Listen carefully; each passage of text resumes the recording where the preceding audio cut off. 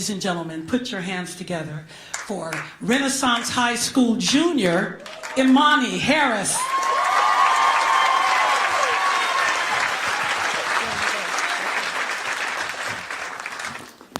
Good evening, hi. Like she said, my name is Imani Harris, and I'm a junior at Renaissance High School. Go Phoenix, right? So my whole life before I got to Cornerstone, before I got to Renaissance, I was a private school student. And so I went to Cornerstone, Nevada on the east side, which is where I live. But after a while of being at Cornerstone, when it was time for me to graduate from the 8th grade, we quickly realized that Cornerstone was very expensive, especially with me being a twin. My twin brother is right there. And so it was doubly expensive to be going to this private school. So we decided it was time to look into something else. And as a family, we decided that Renaissance was the best choice for us. Now, that's a pretty sad choice, saying as I live on the east side, so that's like a 26-minute drive. Now, since I drive, that's a drive that I have to make. It's just very sad to not be able to go to school in your neighborhood. But we decided on Renaissance, and once I got to Renaissance, I noticed the very large disparities between a Detroit private school and a Detroit public school. And I think that the first difference that I noticed was the lack of funding for programs that I found very, very important. One of those programs was language. When I attended Cornerstone, I took Chinese from kindergarten all the way to the 8th grade. I wouldn't say that I was fluent because I only had it an hour a day, but I was actually very good at the language, reading, writing, and understanding it. And when I signed up for Renaissance, I was told that I would still be able to continue in Chinese. But when I got to Renaissance, they actually told me that Chinese was no longer offered. So imagine me as a freshman thinking I'm going to get to continue in Chinese and not being able to because the program was cut. But still, I was just happy to be away from Cornerstone, so I didn't really care. I was like, okay, whatever.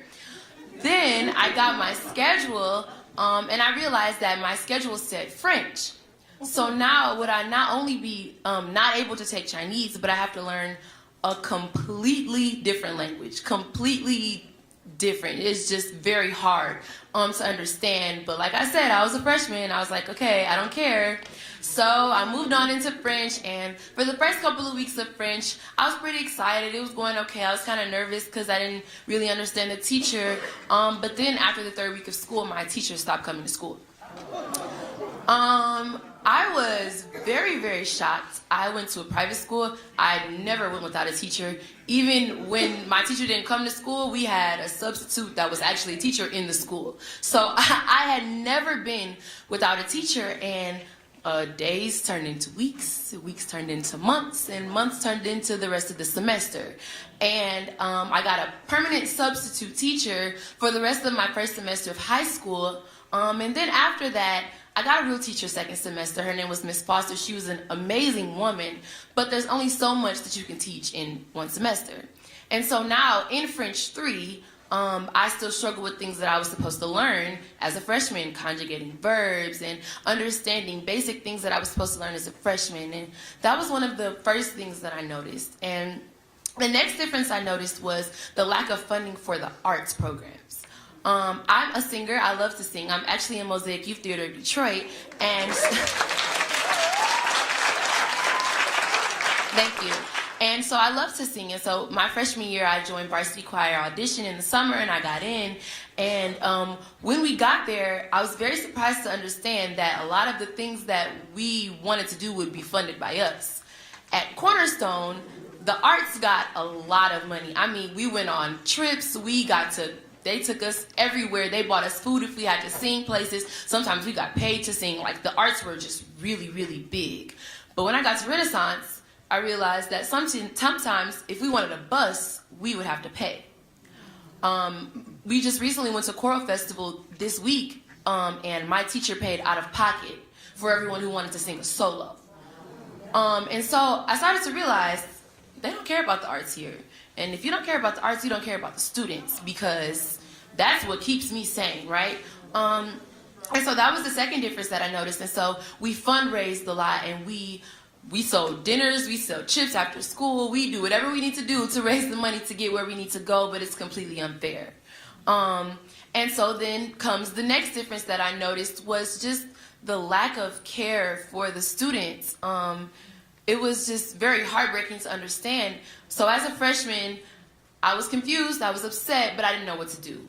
As a sophomore, things got really real for me really, really fast. So when I grow up, I aspire to be a journalist. I'm actually very inspired by Miss Chastity.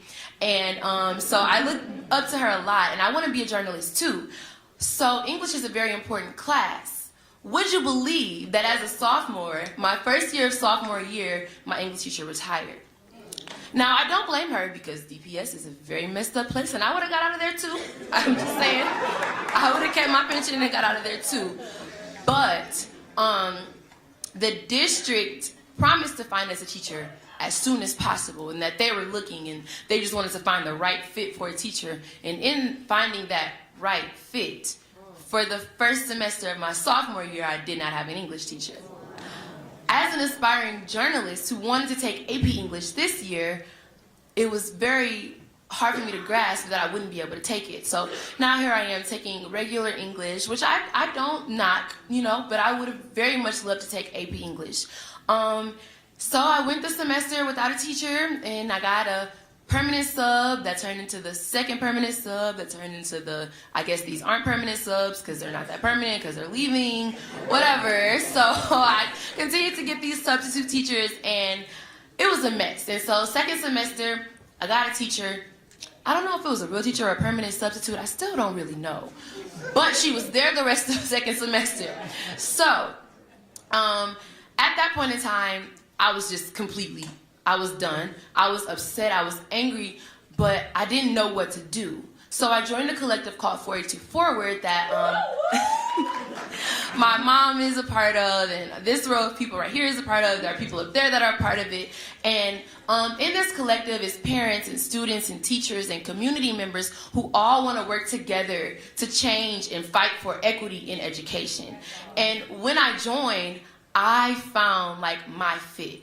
I found that we could fight for something. And so when I found 482 Forward, we began to look into the logistics of things and understand, oh, this is why this happens, and this is who funds this, and all the money for this is going here, and you don't have a teacher because of this. Now, when I figured that out, I was perturbed. I was boiling mad to realize that as a student in Detroit, if I'm not paying for my education, it don't matter to nobody else. That's what I figured. Because at private school, when I was paying for my education, everything was fine. I got to a public school, I didn't matter anymore. If I would have went to a school in West Bloomfield, wouldn't have happened that way. If I would have went to a school anywhere else where students don't really look like me, it wouldn't have happened that way. And so when I figured that out, I said, well, I have to do something. And so I decided, being the writer that I am, I love to write. That's the only thing that I really, really, really know how to do when I'm upset. I just wrote. And I sent it to my mom, and she was like, okay, well, I hope you don't care, because I posted it on Facebook. I'm like, what? So I wrote this open letter, and I addressed it to Senator Hansen. And I said, Senator Hansen, this is a mess.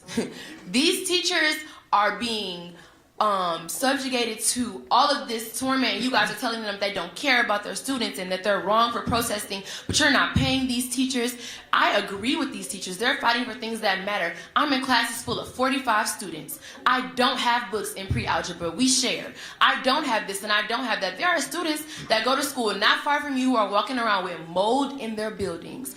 I saw a story about a school where children had to go across the street to use the bathroom.